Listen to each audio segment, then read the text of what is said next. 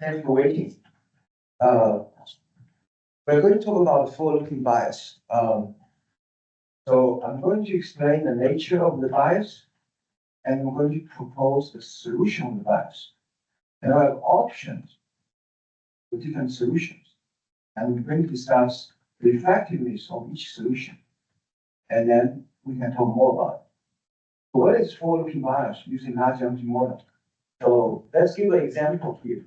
So let's say what you want to do is to, you are analyst, you are using GPT, trying to predict, suppose you are standing in 2019, you use the conference call or some information to predict earnings or stock return in 2020, and you use GPT to predict that. You do backtest. And the problem of that is the GPT is already trained by October 2023. What does that mean is all the information up to October 2023 is already embedded in GPT. So basically you are using GPT and you assume you're standing 2019 to predict something in 2020. You actually already know the answer and trying to predict answer. That's called forward-looking bias. So that's the nature of the problem. And so why is this only problem for all machine learning or for this large language model? So this problem only applies for pre-trained model.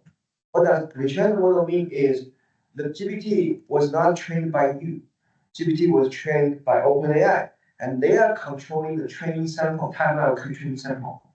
So if you build up the AI from your scratch, you may have not such a problem because you can control the timeline of training sample, which I will explain later on. I just want to make clear, this problem does not apply to all the machine learning. This problem only applies to pre-trained model, which was trained by other people. You don't have control of the training sample timeline. However, if you train your own model, you can control what is the training sample, what is validation sample, what is holdout sample. If you have the control over that, you shouldn't have this such a problem. But I want to explain the nature of the problem, and I want to see what's the solutions we have. So basically, the idea here is you already know the answer, and you pretend to predict. You predict the answer. So it's kind of forward-looking bias. You already have the answers of the exam, and you try to give an exam. So it's kind of forward-looking bias.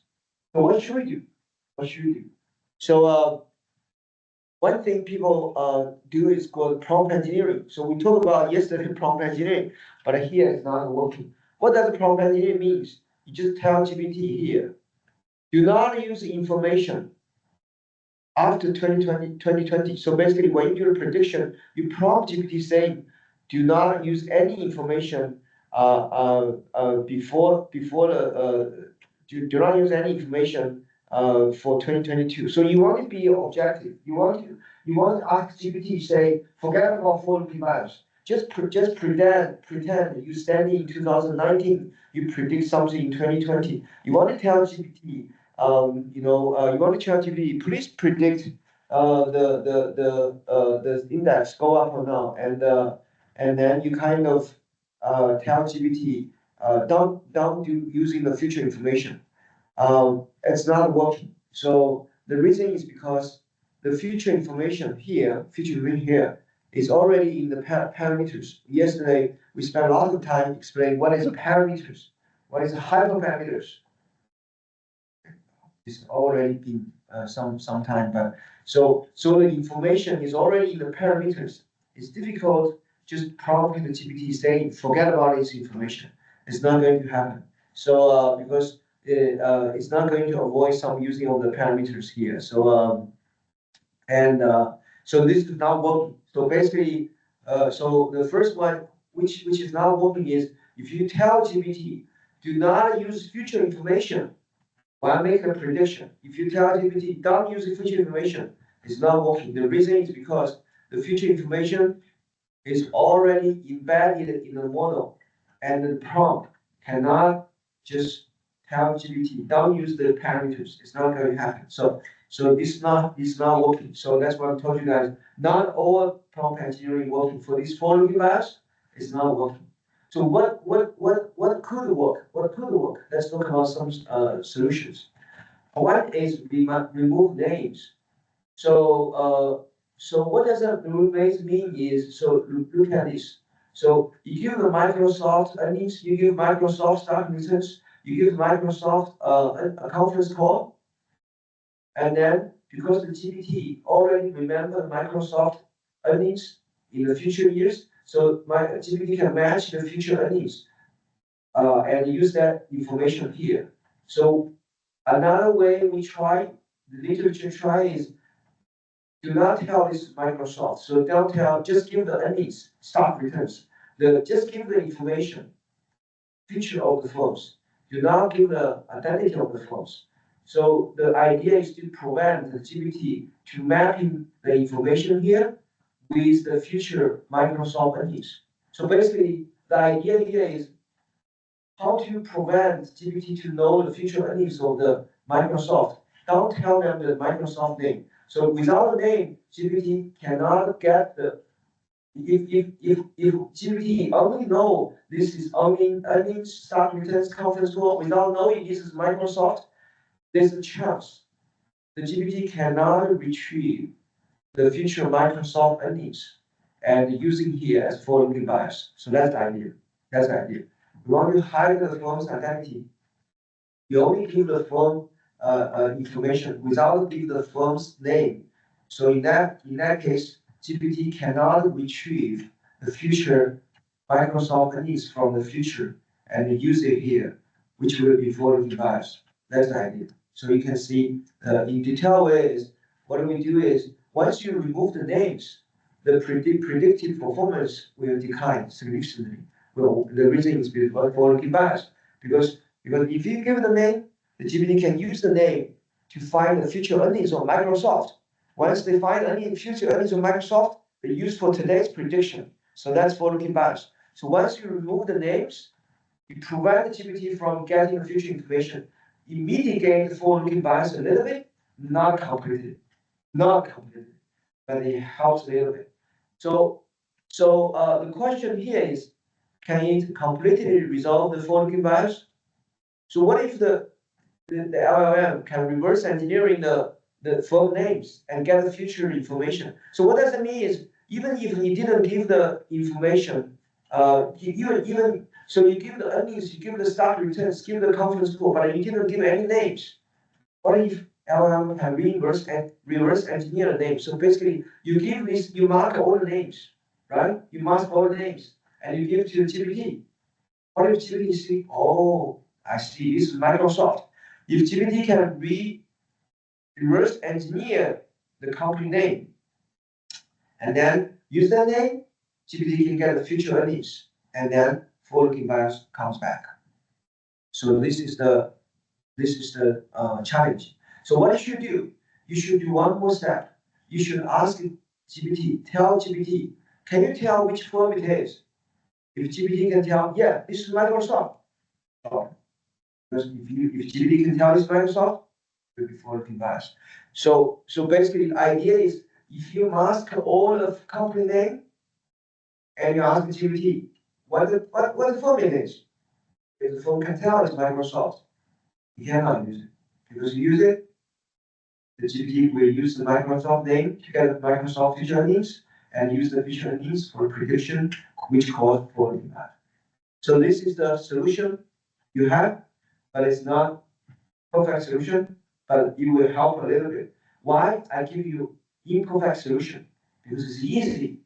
Because it's easy. You can just remove names. So you have two steps here. The first step here is to remove the names. Only give the information, only give the stock returns earnings and this transcript to GPT without telling the names to prevent the GPT to get future earnings. That's step one.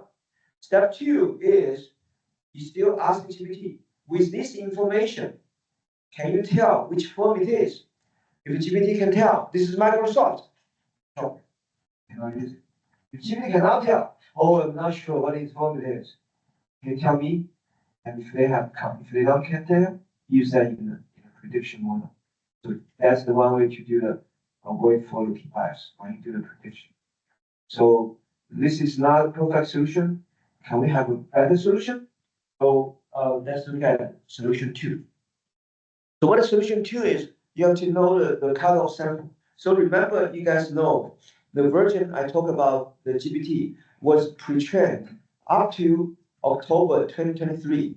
So what does it mean is the GPT only have the knowledge up to October 2023. So what you want to do is, instead of doing the prediction, remember the earlier prediction, you are standing in 2019, predict 2020, which you will have the forward-looking bias because it's within the GPT's knowledge cutoff date. What if you forget about that? You trying to predict something, you stand in 2024, predict something in 2025, you will be a much safe choice. Because what I'm talking about right now is GPT, this period, the information from this period is not embedded in the GPT knowledge base. So GPT only know the data up to October 2023. So if you avoid that period, you're actually standing in 2024 to predict something in 2025. There's no forward-looking bias because GPT, because the information, the stock return earnings, all information is not embedded in the GPT version. So that's a that's one thing I want you to know. So this is something, really something, we want you to talk about. So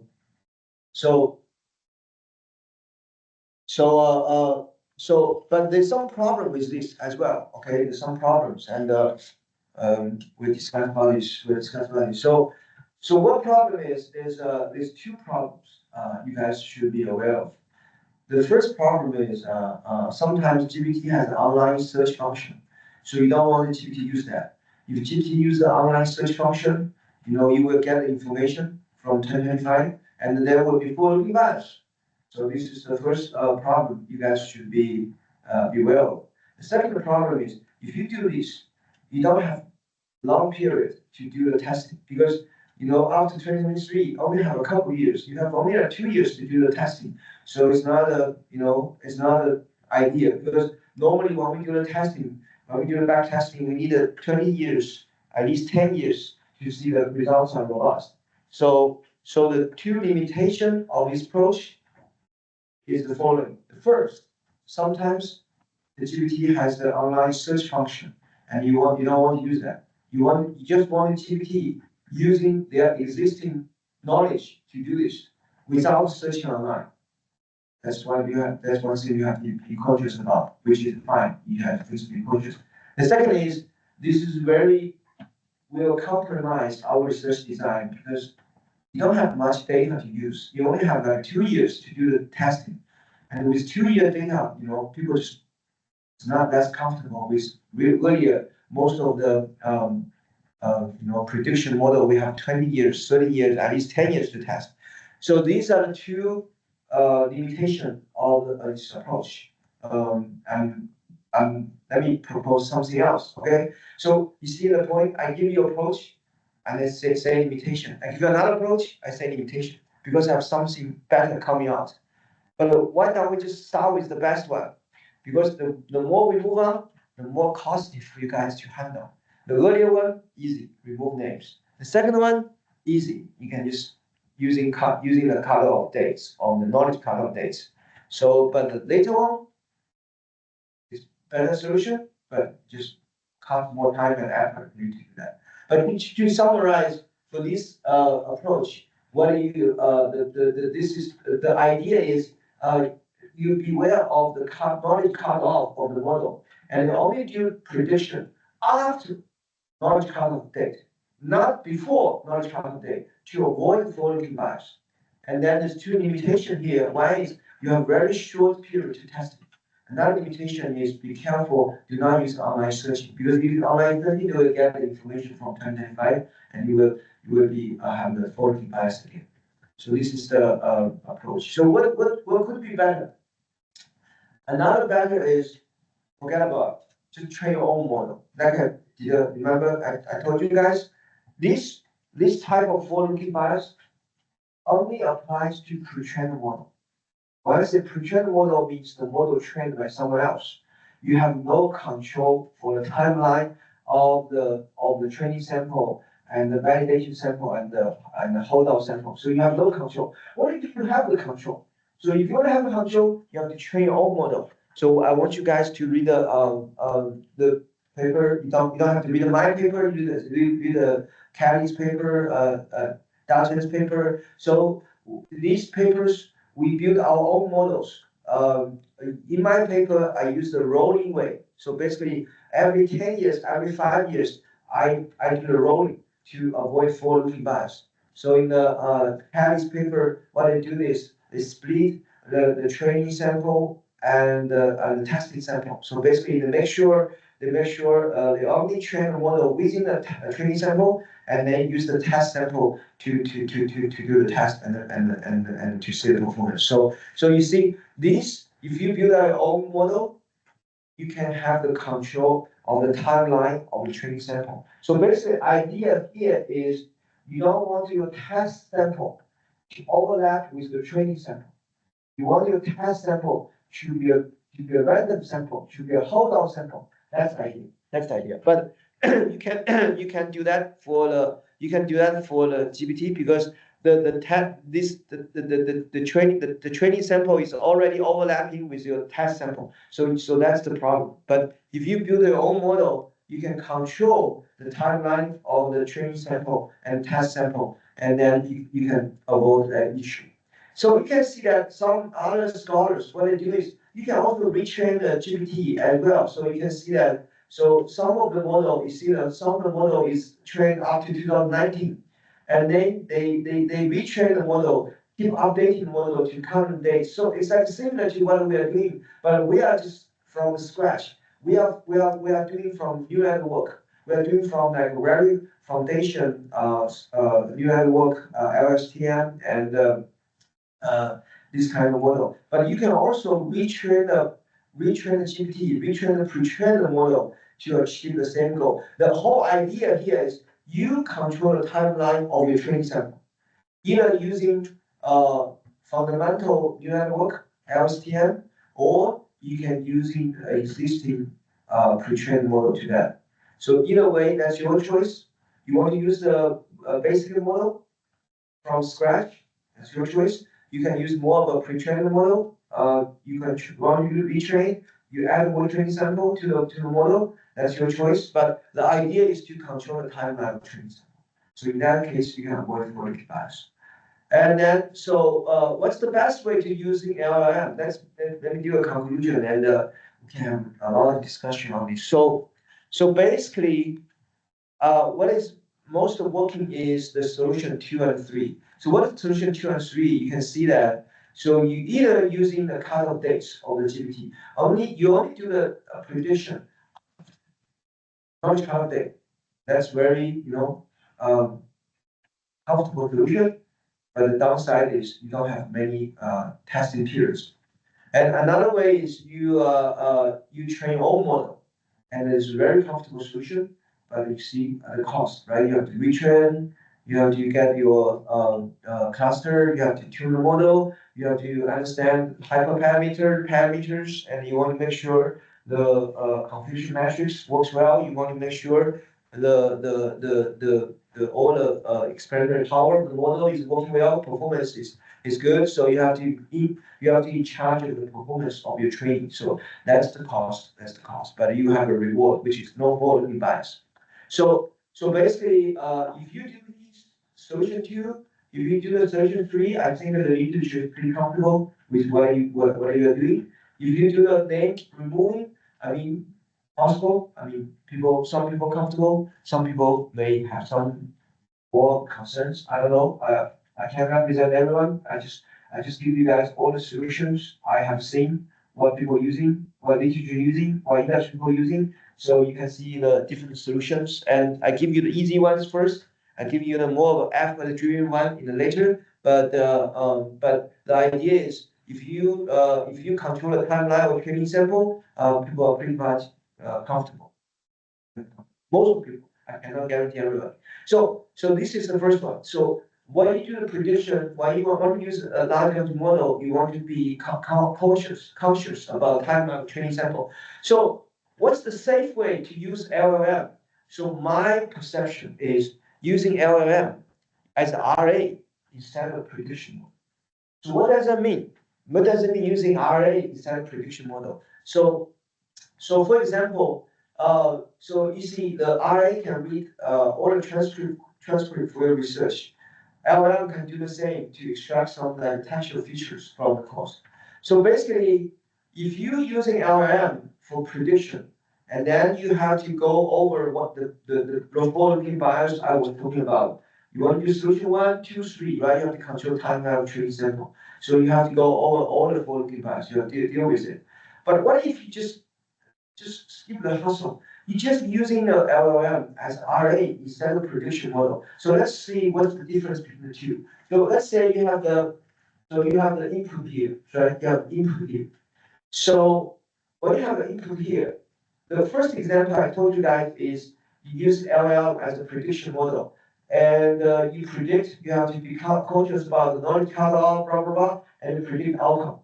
So in this way, you make a prediction, you have to address forward-looking bias. If you do good, people like it. If you don't do good, people just suspicious. So that's one way.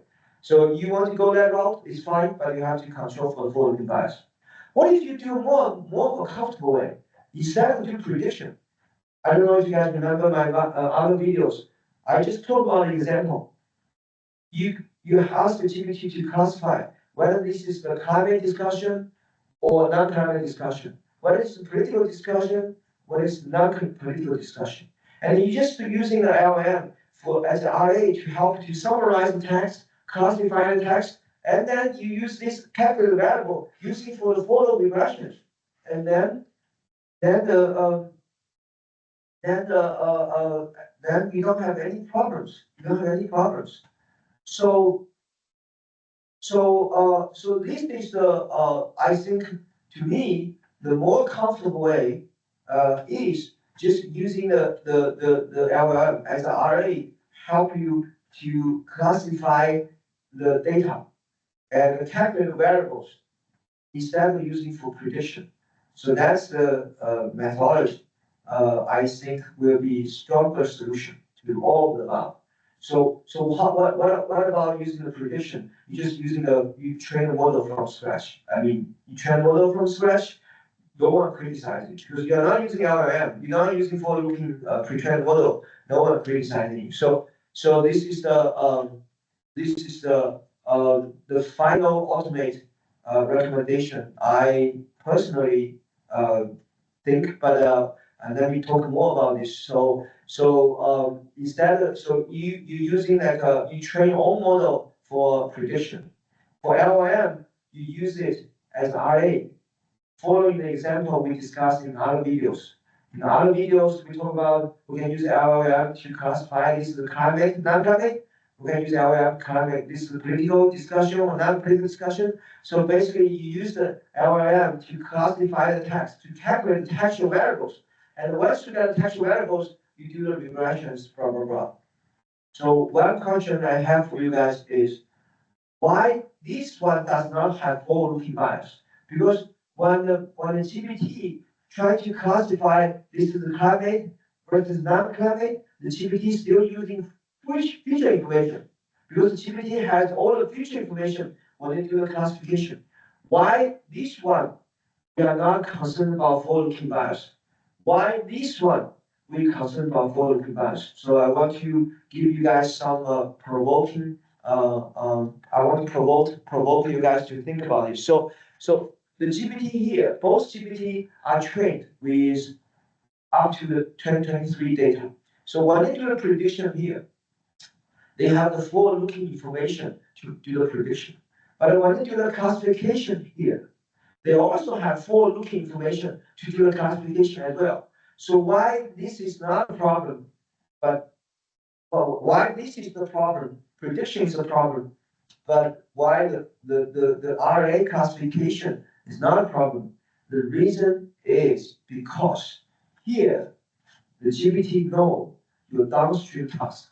GPT know you are predicting earnings, you are predicting returns. Because GPT know this, GPT can use the information for your prediction. So GPT can get the answer and use the answer to predict what you want.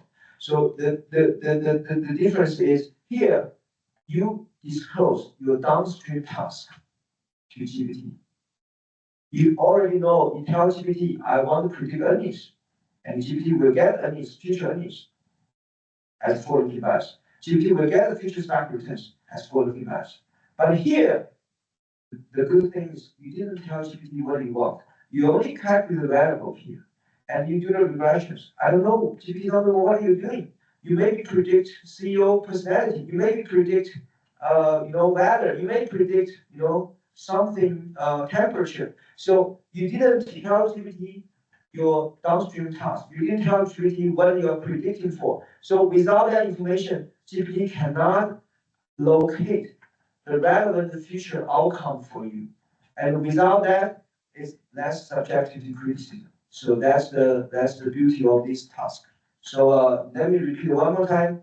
I will just finish up and we can discuss more. So the reason the first prediction model has the forward-looking bias, the second doesn't have, while both has forward-looking information, right? The first one, they have forward-looking information. The second one have forward-looking information. The reason is because in this case, you tell GPT the downstream task, which is to predict stock returns or predict stock earnings. Because you disclose that to the model can locate the future stocks returns and future earnings and use that as forward-looking bias. So that's a serious problem. That's a serious problem because they get the answer from future and help you to do a prediction. Versus here, when you do the classification, you classify is a climate versus non-climate. The future information used here is irrelevant for your downstream task, and that will help with the following bias. In other words, let's say here you may be predicting stock returns, you may be predicting earnings, you may be predicting values. Let's say you are predicting the temperature, you are predicting local GPTs. So let's say you're predicting local GPTs. The GPT, no, not local GPTs. So let's say you're predicting inflations. So GPT doesn't know you are predicting inflations because the GPT doesn't know. When they do the classification, they didn't use the future inflation to do the classification for you. So basically, so the point I want to make is when GPT doing the classification for you for climate versus non-climate, they didn't use the information relevant to your downstream task. Because of that, we're okay. We're okay. However, if you tell GPT, I do this. My job is to do predict the future inflations.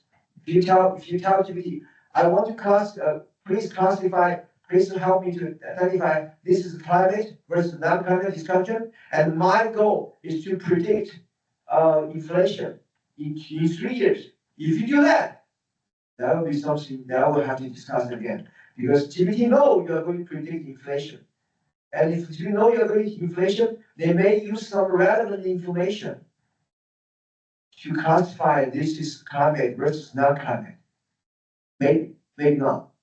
But just don't tell GPT what you want to do. Just ask you do the classification. And then you stay neutral, stay objective. And then that's how we avoid forward-looking bias. So